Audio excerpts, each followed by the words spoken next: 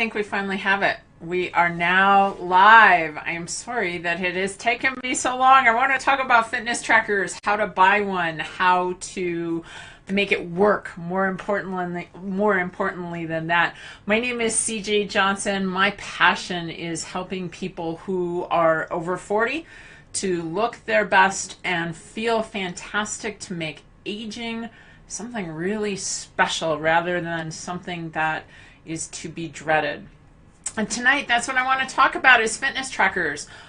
If you have a fitness tracker, say yes or no down in the comments below. I would love to know if you have one and are currently using one. I'm going to take just one quick second here, flip over to my Facebook page. Again, I'm kind of sorry for all the technical difficulties I've had. You wouldn't believe what a tech week this has been for me. Kind of interesting. Got a brand new computer so I wouldn't run into this. And guess what? I fired it up and it didn't work. So anyway, enough about me. Let's get, I've got the, okay, all right, perfect. We've got it going. So tell me if you have a fitness tracker below. Give me a yes or give me a no. Do you currently utilize a fitness tracker? Because that's what I want to talk about tonight is most people, here's the deal, is people buy a fitness tracker, and of course it's the holiday season, so I'm sure that this is a gift on a lot of people's lists. So people buy a fitness tracker, and within 6 months, most people are no longer using that fitness tracker. Well, what's the reason why? I would say for most people, it's because we're not getting any results. So that's what I want to talk about tonight, is first of all, how we're going to pick a fitness tracker that's the best one for you, because there's a lot of different kinds and a lot of different price ranges out there. Then more importantly, how to utilize that fitness tracker to actually get real results. So also, if you have any questions tonight, just put a question mark in front of it and feel free to go ahead and ask a question. Hey, I see John is out there. John, give me a little heart. Give me a little smile. Hope that you're having a good night there. So let's go ahead and let's get started with fitness trackers. So as we look at fitness trackers, the very first thing we want to do is find out, where are you inside of your fitness journey? And this can be in so many variety of different places for us. You could be just starting out. You could be starting to get a little bit more fit and you want to do more, or you could be seriously training. When I used to weigh over 250 pounds, by the time I was 40, I was 250 pounds and I wore a size 20. My level of fitness back then was absolutely non-existent. In fact, I started out by walking. That was the very first thing that I did, was I was walking. I didn't need a high-tech, high-level heart rate monitor or training app, because all I was trying to do was walk 3 times a week with my husband to get in better shape. Then after that happened and some of the weight started to come off, I began training with a personal trainer. She recommended that I get a heart rate monitor, and of course this was 15 years ago, so fitness trackers and heart rate monitors were a little different than they are now, but she recommended that I get a heart rate monitor so that I could work in specific heart rate zones and I could better condition my body.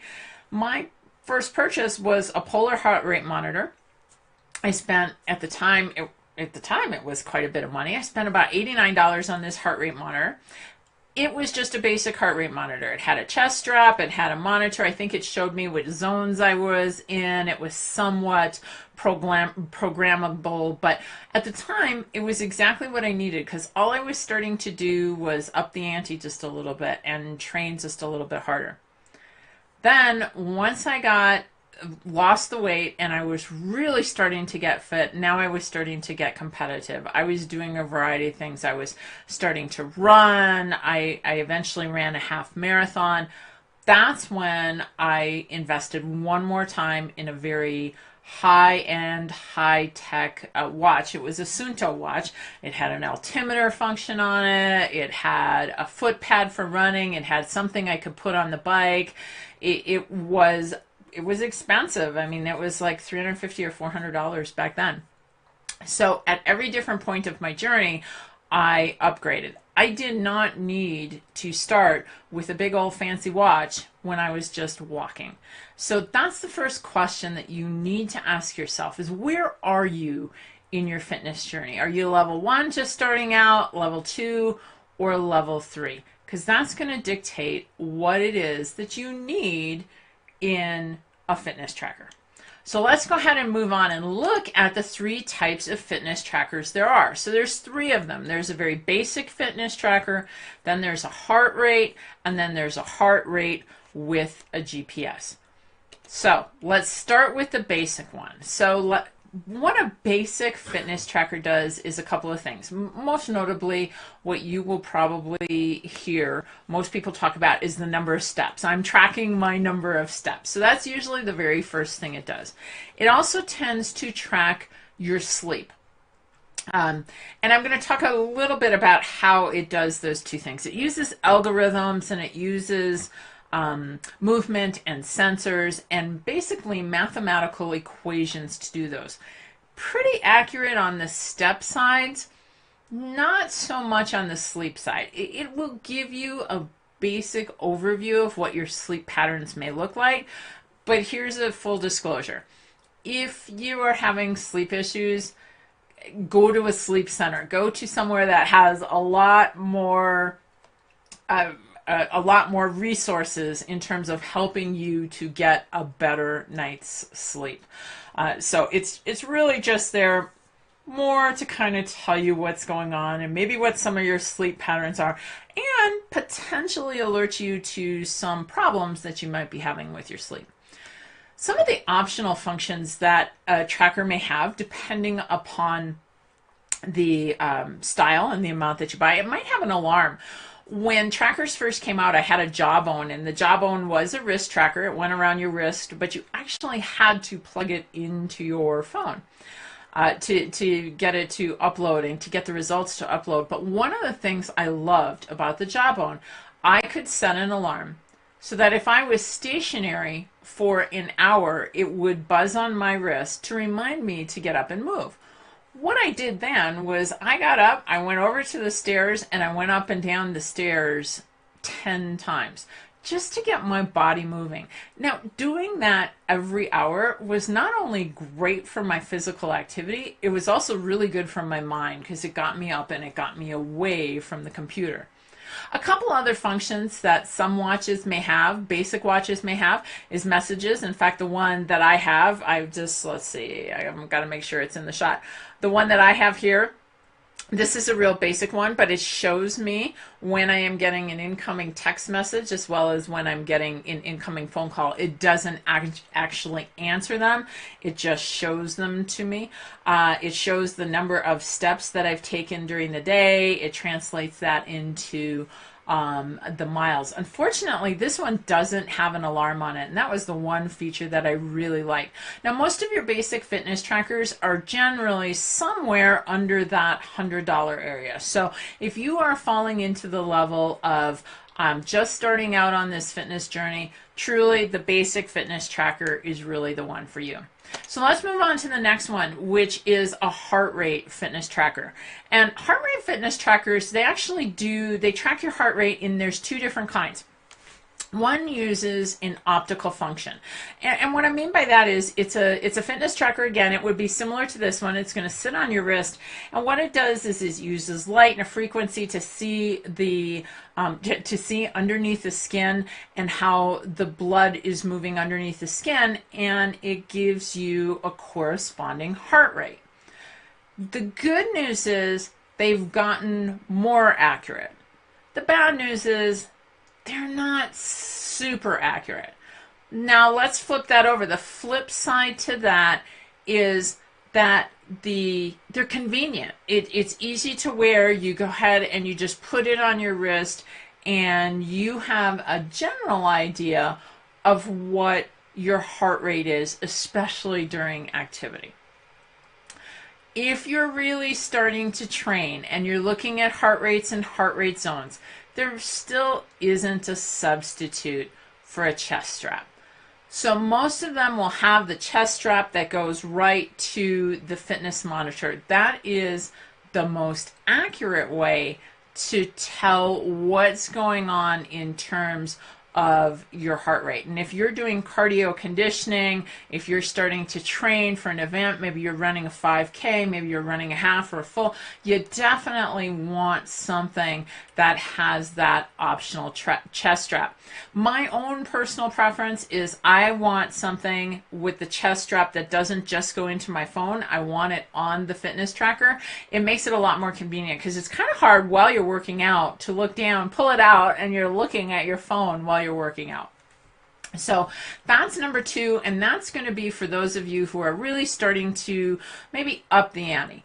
The next one is kind of the I guess if you want to say granddaddy of the heart rate transceivers, and that's one that has GPS in this. Now, it wasn't that long ago that GPS wasn't super accurate, and it didn't matter if you were out in the backcountry, in the mountains where I live, or if you were living and running in a city, tall buildings were blocking GPS, but that's just not the case anymore. Heart rate monitors with GPS are really very, very accurate. That's kind of your top of the line. Now, if you are training specifically for something, you're running, you're cycling, you're swimming, you want a heart rate monitor. Well, not so much the swimming. Sorry, I kind of confused that one. I'll talk about that one in a second. But if you are running or cycling, you definitely want a heart rate monitor with a GPS, because that's something that's going to give you a lot of training-based information so that you can start to make decisions that will help to get you into better shape. It's going to give you more information you need. As far as the swimming goes, there are some units out there that are waterproof, that are designed specifically for swimming. In fact, in the show notes later, I will put down resources to, there's a website called wearable.com, another one reviews.com, which will get in depth in these 3 categories to help you to pick the models that most fit the features that you want, as well as the price points that you want to stay inside. So I'll make sure and put those down in the show notes, which will appear down below. So those are our types of trackers, and what we have. Oh, I kind of jumped ahead just a little bit here, but let me go back here. So those are the types of trackers that we have. Do you have one? So for those of you, for anyone who answered, if you have a GPS, do you have a fitness tracker? What kind do you have? GPS, heart rate monitor? Do you have something that you particularly like? Put it down in the comments below. Give me a little thumbs up and tell me which one is your favorite. All right, so now we've talked about where you are in your fitness journey and then the 3 types of trackers that fit into that. Let's get into how to use a tracker. Lots of people have them, and lots of people have them already. And you're going to get this gift for Christmas, or maybe it's a gift that you're going to give to yourself. You sure don't want it sitting on the shelf in 6 months. So let's take a look at trackers and what are some of the things that they are, what they're not, and truly how to best use them. Here's what a fitness tracker is. Let's talk about the shortcomings just a little bit. First of all, it's a tool. It is not magic. This is something that you don't just simply flip onto your wrist. It's here. Gosh, I got it. I got a fitness tracker. I flipped it onto my wrist and I'm going to make all these changes. What it does is this. You've got to remember this. It simply records your behavior. It's still up to you to change it. If you just simply look at your fitness tracker on a daily basis and say, oh, I walked 8,000 steps today. Oh, I walked 9,000 steps today. If that's all you're doing, all you're going to get is the information on what you've done. You're not actually making any behavioral changes that are going to get you more fit. You've got to take the bull by the horns. We're going to talk about that in just a second. The other thing I want to forewarn you about is calorie counts. The calorie counts for a fitness tracker are really similar to the calorie counts when you go to the gym and jump on a piece of equipment and it gives you this estimated calories burned.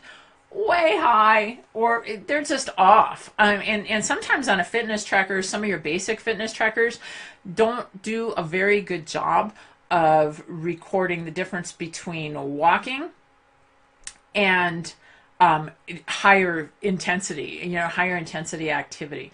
So calorie counts are not something active. If you want active calorie counts, you need to use an app like MyFitnessPal. That happens to be my favorite. It's a free app. MyFitnessPal, you can record your food as well as your activity. That's where you're going to get accurate calories in as well as calories out. You're not going to get those things from a fitness tracker. So let's just be real clear as to what that fitness tracker is.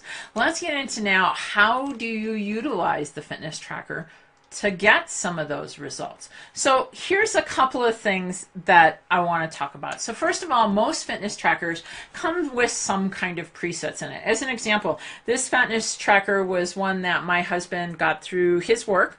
It's actually called Virgin Pulse. If you've heard of Richard Branson's companies of Virgin, they have a workplace app that they use to do a lot of different things with. And I'm going to talk about the app functions in a second. But just to get back to the tracker, when this tracker came, it was preset with a goal of 7,000 steps.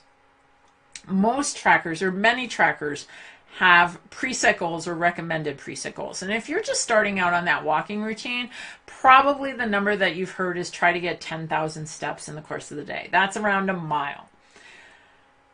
That's great. Start with the preset. That's a wonderful place to start, but most people never increase their preset. So again, they're going back to what we talked about just a few minutes ago, is all they're doing is looking at it to record behavior and say, oh, okay, I got my 10,000 steps today, or I didn't get my 10,000 steps today. So if you start with a preset, that's wonderful, but after a period of time, you need to increase those presets. So take and say, okay, I've been at 10,000 steps now for 2 weeks, and I'm doing that pretty routinely. I need to increase it to 10,250. Or 10,500, whatever it may be for you. Then what you want to do is find ways to get extra steps into your day. In fact, if you go back to last week, this is the 4th in a holiday series. So if you go back to number 3, I talk about exercise and how to really maximize your day to get exercise in the day. And one of the strategies that I mentioned was parking further away from your destination, be it work or the store or the mall, again, as long as it's safe, and using those steps. If you parked in a spot, let's just say you're normally used to parking right next to the door, and you park at the end of the lot, that may be an extra 70 or 80 steps in each direction just to get in and out of the door.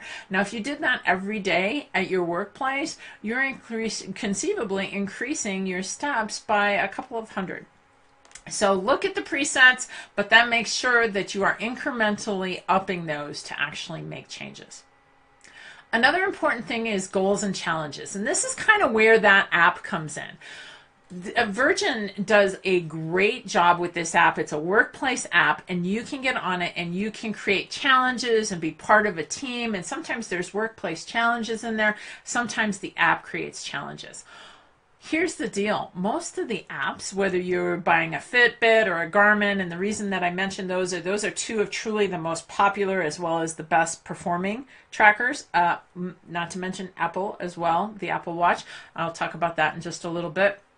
But those 3 are really some of the optimal ones. Now, I can tell you on the Garmin as well as the Fitbit, there are things on the app that will help to motivate you. And those could be goals within a group or challenges for yourself. So you could say, hey, my challenge for this week is I'm going to increase my steps by 500 steps every day. That becomes extra calories burned. So look at what the app functions are and make the best use of it. Another thing is reminders, and I talked about those reminders that really helped me with that jawbone. When it would buzz, I would get up and go up and down and walk the stairs. So what you need to do is use your fitness tracker to set a reminder, but then have a plan when that goes off. What are you going to get up and do? So it just truly becomes automatic. What are you going to do? For me, it was going up and down the stairs. For you, it might be walking around your office 5 times. I don't know. It might be getting up and doing 10 squats or 15 calf raises. Whatever the case may be, it should be something that you have pre-planned. You have already picked an activity. Not, oh my gosh, it's buzzing at me. What am I going to do? Pre-plan an activity to go along with the reminder. This next one sounds really simple, but frankly, it's not. And this is when it comes into battery life. You want something that has a good battery life. Most people get out of the habit of wearing their tracker when they take it off to charge it. So as an example, this tracker has a USB charge, so I need to plug it into a phone charger or a port.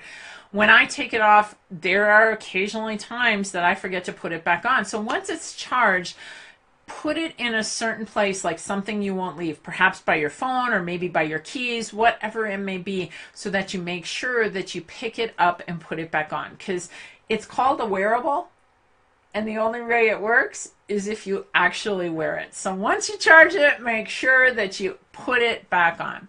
We already talked a little bit about using the app. Depending upon what type of tracker you get, depends on how sophisticated that app can be. If it's a basic tracker, it's probably going to have a few basic things in it. As an example, your steps and your activity levels, maybe your sleep. One of the things in the fitness tracker that I have is it's called daily cards. So you can sign up for notifications to remind you of fitness behaviors that you can include in your daily routine. So you get these cards, you get these reward points. There's a variety of different things that different apps have. So one of the things that makes a good fitness tracker is a robust app. Again, that's why I recommend, if we're looking at a Garmin, great app, Fitbits have wonderful apps, as well as the Apple Watch. The last thing then is to take it and to create a program for yourself. So let's go back to, you are a basic fitness level, just starting to get fit, basic person. We're going to start with you. If you were going to create an app for yourself, you go in and you could create a walking program. MyFitnessPal, which I mentioned before, and I'm going to put a link to it, has a pre-done beginner's walking workout telling you exactly how to start a walking program. Now, I'm sure there's others out there, but that one is fantastic. Start with that one. Put that in. Put it incrementally in your phones, but make sure that you create a program so that you are utilizing your tracker and upping your activity level. If you fell into that second range, you're in that up the ante area. What you want to look at, if you're not already doing it, you want to look at high intensity interval training or Tabata training. I talked a little bit about those again in last week's show. You also want to make sure you stick around to the end, because I'm going to give you my free holiday giveaway. It's Hijack Holiday Weight Gain. It's an amazing resource to help you to stay fit over the holidays. One of the things in it is a free sample Tabata workout. So you've got a free one and you can start with that. But Tabata workouts help us to rev up our heart rates. So what you'll need to do is you're going to either need to do a little homework to find out about heart rate zones if you don't already know that, or get yourself with a certified personal trainer. Find out where you are, have them help you calculate your heart rate zones so that you understand how to improve your fitness level. If you are going to spend the time working out, don't you want to get the most out of it? I mean, why spend the time? High intensity training gets you better results. Plain and simple, whether you're doing high intensity training or Tabata training. If you have questions about what the difference is, I'm going to put a link to an article that will explain it in more detail down below. But high intensity training and Tabata training are both much better for our fitness levels. They get us into better shape. They work our hearts a little bit harder. And bonus points, they burn more calories all day long. You want to make sure that you're doing high intensity training or Tabata training. So utilize this heart rate monitor, and that's why you want one. In my opinion, you want the one with the chest strap. but I understand it can be uncomfortable. You may want to go with the one that just works on the optical, depends on how hard you're training, but you want to utilize that to its fullest extent to help you to become more fit. And HIIT and Tabata training are going to do that for you. Now, if you're in that last level where you are definitely working towards a goal, whether it be running a 5K or maybe a half marathon, a marathon, you're cycling, you're going to do a century ride. For me, I'm a backcountry skier. I want an altimeter on my GPS. There are certain things, though, that you want inside of an app so you can get training data, and great training data for yourself to help you to understand how your body is performing, but more importantly, how do you get your body to perform at the next level? Usually there are some very high-tech apps that you can include with most of the more expensive trainers. You can also use this information to work with a coach and to work back and forth. Just as a side note, I talked a little bit about Apple Watch. So, of course, I'm sure that's on a few people's Christmas list because it does the calls, it does everything. There was recently an article on Outside Online, and I love that. If you don't already get it, you probably should subscribe to it. But it was in Outside Online. It talked about, with all except for maybe the most elite of athletes, that Apple really has come out with a watch that does exactly what we need in terms of training. Gives us all the information that we need to get the most out of our training. So if you are in the market for something, because that one takes your call, it's more than just a training watch. That one just is really functional. And if you're in that price range where you're doing a GPS with a heart rate monitor, you're probably in that $300 to $400 price range. That is an app that can definitely help you.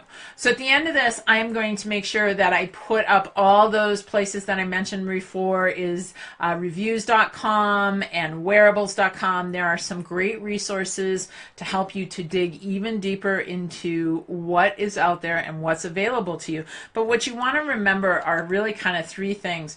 Whoops, I went one slide too many, but I'm going to say what you really want to remember are three things that are super duper important. You want to really self-assess. Where are you at in your fitness journey? Are you a 1 just starting out? Are you a 2, you're kind of getting better at what you're doing? Or are you 3, where you are really up there and you are training and doing the training?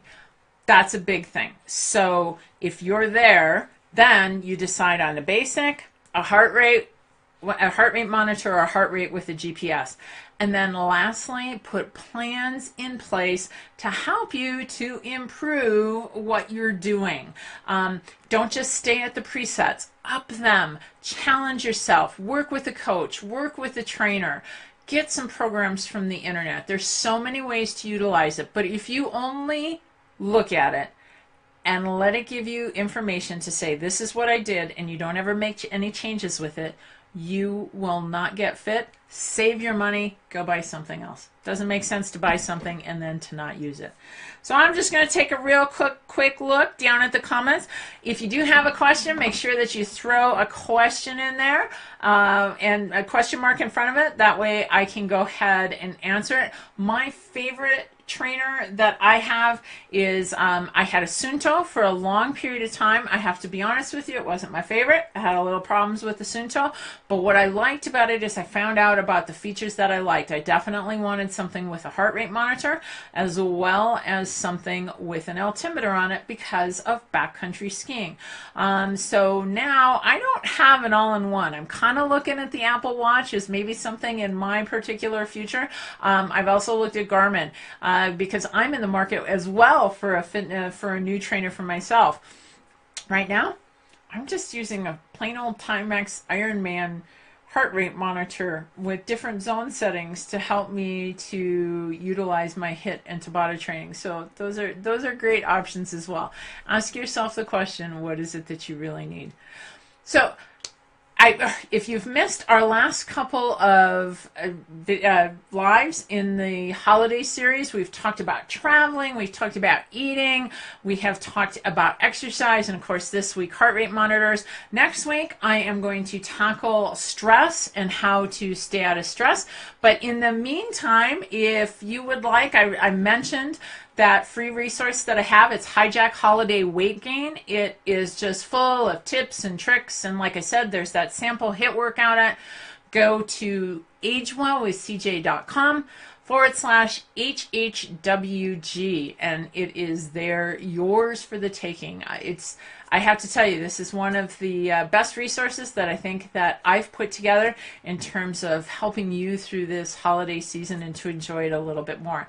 Next week, we're going to be back here. It'll be it's going to be the 12th of December already, getting into mid-December. We'll be back here December 12th, hopefully at 6 p.m. if I don't have any technical difficulties. And we will be talking about, stress. How do you get through the holidays without stress, and what's your stress management plan? Well, let's reverse that. You're going to have stress during the holidays. What kind of stress management plan can you put together? And I have some great recommendations for you. So we will see you back here same time next week, because together we can train smart, live bold, and age well. Have a great night.